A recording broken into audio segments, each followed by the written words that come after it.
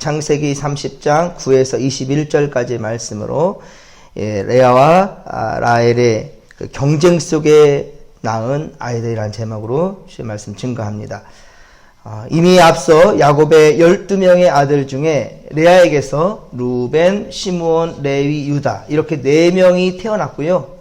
자녀를 낳지 못하는 라헬이 자신의 시녀인 비라를 통해서 단과 납달리를 낳았습니다. 자, 그래서 모두 6명이 레아와 라헬의 시녀 비라를 통하여서 태어나게 되었죠. 이제 오늘 본문에서는 4명이 더 태어나게 되는데요. 레아도 자신의 출산이 멈춘 줄 알고 이제 시녀 실바를 통해서 갓과 아셀이 태어나며 다시 레아를 통해 이사갈과 스불론이 태어나게 됩니다. 그리고 딸 디나를 출산합니다.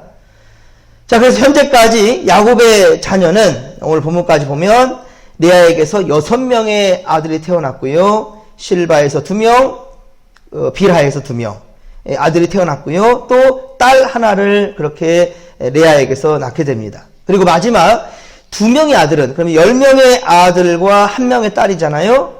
자, 거기에 2명이 더 태어나는데 이것은 나중에 마지막 2명의 아들은 라헬을 통하여서 태어나게 될 텐데요. 그 아들이 바로 요셉과 베냐민입니다.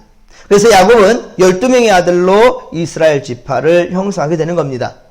자, 레아는 이미 아들을 4명이나 낳았음에도 불구하고 라헬이 자기의 시녀 비라를 통해서 2 아들을 낳게 되니까 위기와 질투심을 그렇게 느끼게 됩니다. 그래서 레아는 라헬이 썼던 수법을 그대로 써서 자기의 시녀 실바를 바로 야곱에게 주어서 아이를 낳게 하죠. 이러는 와중에 이제 야곱은 아내가 4이나 생기게 되었습니다. 하지만 야곱은 이 죄의식이 없어요. 하나님이 언제 아내를 여럿을 두라 하였습니까? 아니에요, 여러분들. 둘이 합하여 하나가 되는 겁니다. 그런데 어째서 이렇게 4이나 여인을 둘 수 있냔 말이에요. 전혀 이것은 하나님의 뜻이 아니지만 야곱은 죄의식이 전혀 없습니다. 영적으로 둔화되니까, 둔감해지니까 육적으로도 죄를 짓는 대로 그러려니 하는 거예요.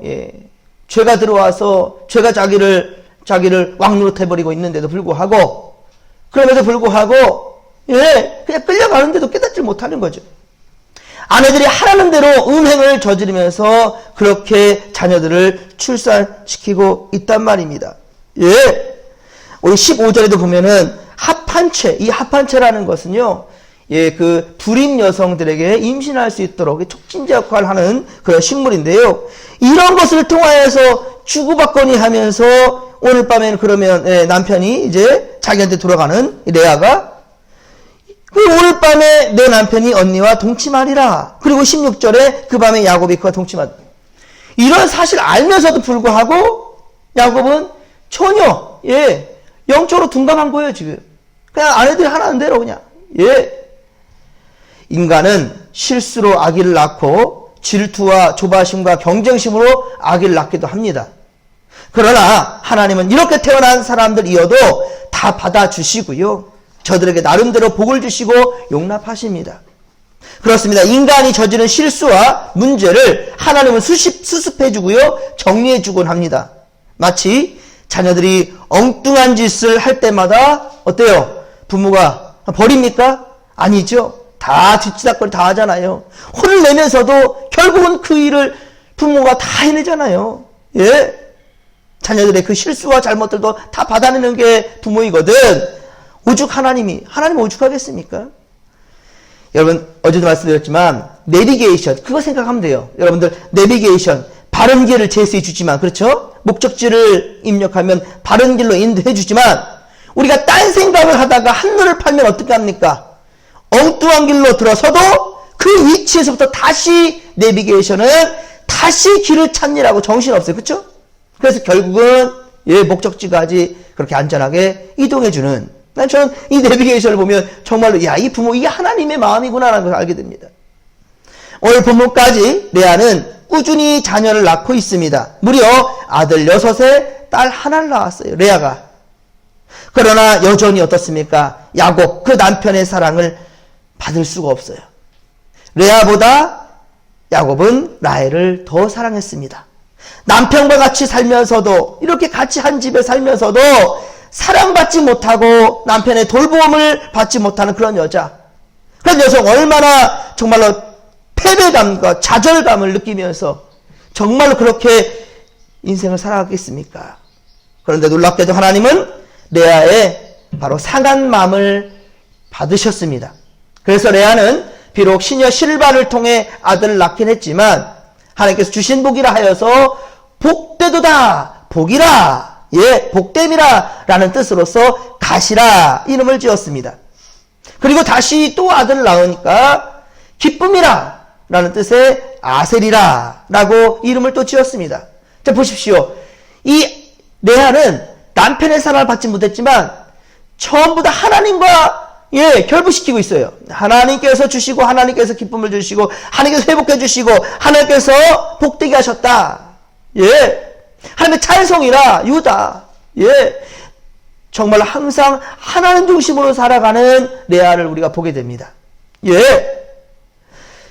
자, 그리고 그런데 하나님은 인간이 실수로 저지른 일이라 할지라도 여러분 이렇게 감사할 줄 아는 사람에게는요, 그를 돌보시고 보석처럼 만들어 쓰시는 분이 하나님이셔요. 설령 우리가 실수 가운데 있다 할지라도 하나님 중심으로 돌아오는 그런 사람을 하나님 꼭 품어주신다는 거, 복을 주신다는 거예요. 회복시켜 주신다는 거죠. 레아가 하나님께 감사할 줄 아니까 레아의 몸종에서 두 아들이 태어난 이후에 또 새로운, 이제 끝난다고 생각했는데, 이제 자녀를 못 낳는다고 생각했는데 아닙니다. 바로 이사갈과 스불론을, 그리고 딸 디나까지도 그렇게 하나님께서는 낳도록 그 생명의 문을 열어주시잖아요. 그렇습니다. 여러분, 일이 풀리지 않을 때 포기하지 마십시오. 포기하지 말아야 될 이유가 바로 여기 있습니다. 레아는 유다까지 낳고 더 이상 자식을 낳을 수 없다라고 생각했지만 그가 하나님께 감사하니까 기쁨이라고 얘기하니까 하나님은 다시 그의 태의 문을 열어주셨던 겁니다. 하지만 라헬을 보십시오. 라헬은 자녀를 낳지 못해도 전혀 하나님을 찾지 않아요. 우리 원망과 불평만 나올 뿐이지요. 우리 30장 1절에서 그랬잖아요. 야곱에게 이르되 이 라헬이 내게 자식을 낳게 하라. 그렇지 않으면 내가 죽어버리겠다. 나 죽겠다. 그렇게 말을 하니까 2절에서 야곱이 라헬에게 성을 내잖아요. 내가 하나님이냐? 생명을 주신 거 하나님이야. 내가 하나님 대신하랴? 그러니까는 그 성에 못 이겨서 만들어내는 것이 바로 시녀 비라를 통해서 자식을 낳게 하잖아요. 근데 이에 대해서 다 알면서도 야곱은 그냥 끌려가는 모습들 정말 엉망진창이에요. 자, 그리고 레아의 큰 아들 바로 르우벤이 들에서 합한 채, 이 합한 채를 찾아온 것을 자기 손에 넣으려고 라헬은 그렇게 안간힘을 쓰지요. 합한 채는 뿌림을 치료하며 임신을 촉진하는 그런 식물이었어요. 그래서 라헬은 이 열매를 얼마나 갖고 싶어서 이렇게 자존심도 다 포기하고 언니에게 찾아가서 합한 채를 달라고 조르기 시작하는 거예요. 그리고 내 남편을 준다는 거예요. 이 교만이죠. 어찌 야곱이 자신의 남편만 되겠습니까? 하나님 원치 않았겠지만 그러나 되어진 상황 가운데 레아의 남편이기도 하잖아요. 그런데 내 남편을 당신에게 언니에게 주겠다? 참 교만이 그냥 충만하죠. 사실 동생 라헬은 자녀는 없으니 한 번쯤 레아가 양보해 줄 성도 싶습니다. 하지만 레아는 거절하는데 상처를 주는 말까지 더합니다. 지남편이라고 하니 참 기가 막힐 노릇이죠. 15절에 보면 내가 내 남편을 빼앗은 것이 작은 일이냐? 그런데 내가 내 아들의 합한 채도 빼앗고자 하느냐? 이제 레아도 내 남편이라고 얘기하는 거예요. 둘 다 똑같아 가는 거예요. 똑같이. 그죠? 레아나 라헬이나 내 남편을 빼앗겠다라고 생각하는 거예요. 그리고 합한 채를 통해서 내가 오늘 빌려줄게, 오늘 밤에. 이런 지금 거래를 하고 있어요. 참 기가 막히죠. 그런데 사실 이 말 가운데 틀린 말은 아닌 것 같아요. 왜 그러냐면 라헬이 레아에게서 야곱을 빼앗긴 것이 아니라 라헬이 결혼하게 되어 있었는데 레아가 아버지 라반과 함께 야곱을 속여서 빼앗아 갔기 때문이죠. 그러나 사람은 어떻습니까? 언제나 사실을 바꿔서 상대방을 공격하기 마련이고요. 힘이 있을 때는 더 강하게 공격하려 하지요. 하지만 라헬은 합한 채를 얻는 것이 목적이어서 그냥 묵묵히 수모를 또 참고 견디고 있습니다. 뭐 둘이 똑같습니다. 뭐 라헬이나 레아나. 그런데 16절 하반절에 보십시오.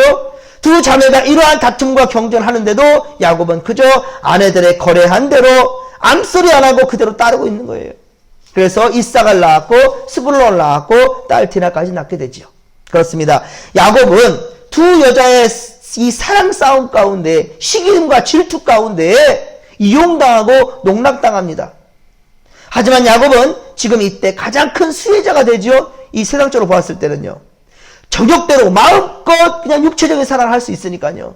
아내가 하나일 줄 알았더니 하나, 둘, 셋, 넷이나 되니, 어지러웠을 정도로, 어지러울 정도로 정신 못 차릴 겁니다, 지금.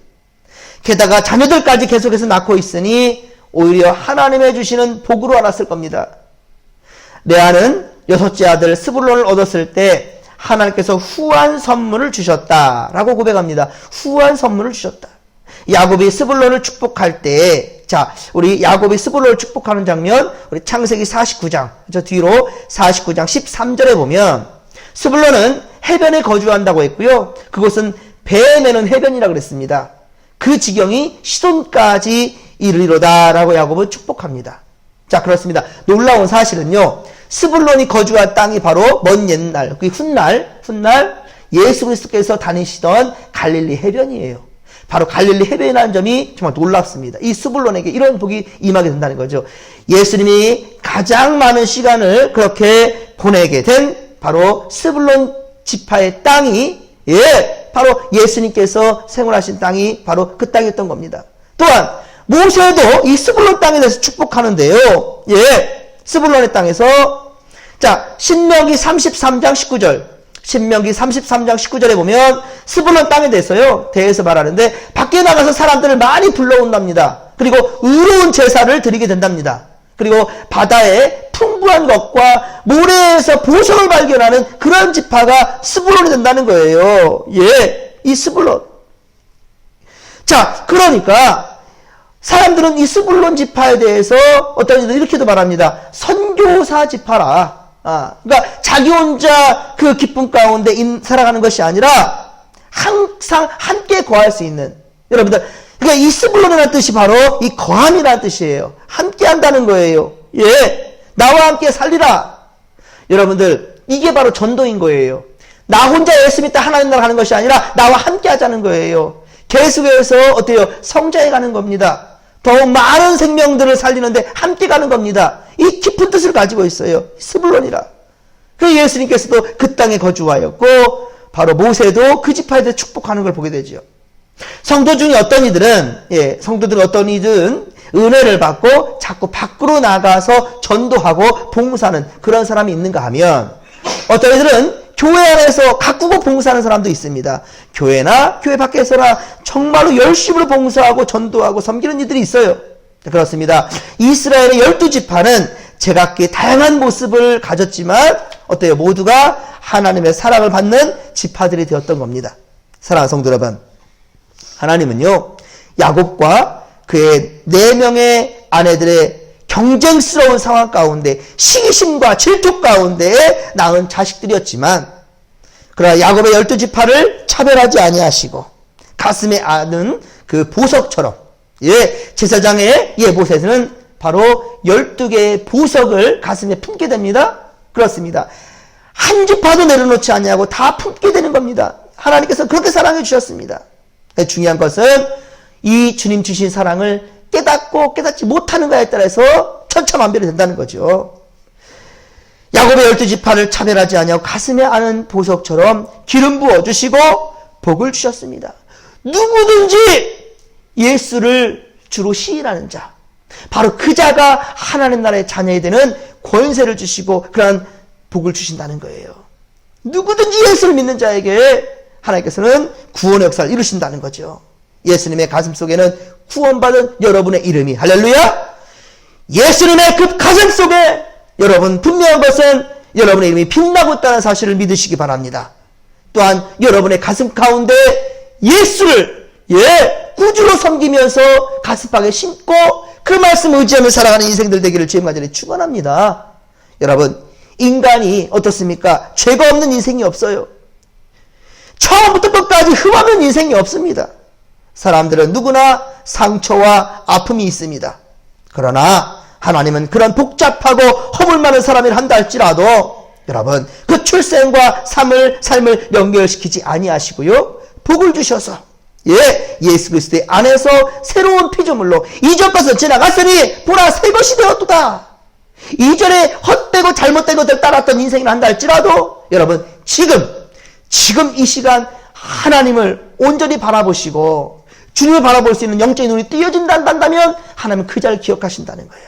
그리고 그 자를 통해서 놀라운 역사를 이루신다는 사실을 믿으시기 바랍니다. 사울이 바울 되었던 것처럼 여러분들 그러한 변화 역사가 오늘 우리가 살아가는 삶 가운데 일어날 수 있게 되기를 주님의 간절히 축원합니다. 예수 그리스도 안에서 새로운 피조물로 보석처럼 새롭게 태어나기를 변화될 수 있기를 그렇습니다. 이 놀라운 이 이야기가 바로 야곱의 12지파 이야기이며 오늘 살아가는 우리의 이야기가 될 것입니다. 믿으시면 아멘 합시다. 오늘도 주께서 함께 하시며 여러분 가장 좋은 길로 가장 좋은 방법으로 가장 선한 길로 우리 인도해 주시며 복을 더해 줄 줄로 믿으시기 바랍니다. 자, 우리가 함께 하시는 주님을 더욱 신뢰하며 믿음으로 살아가십시다. 주여 성령 부르며 기도하며 나갑니다.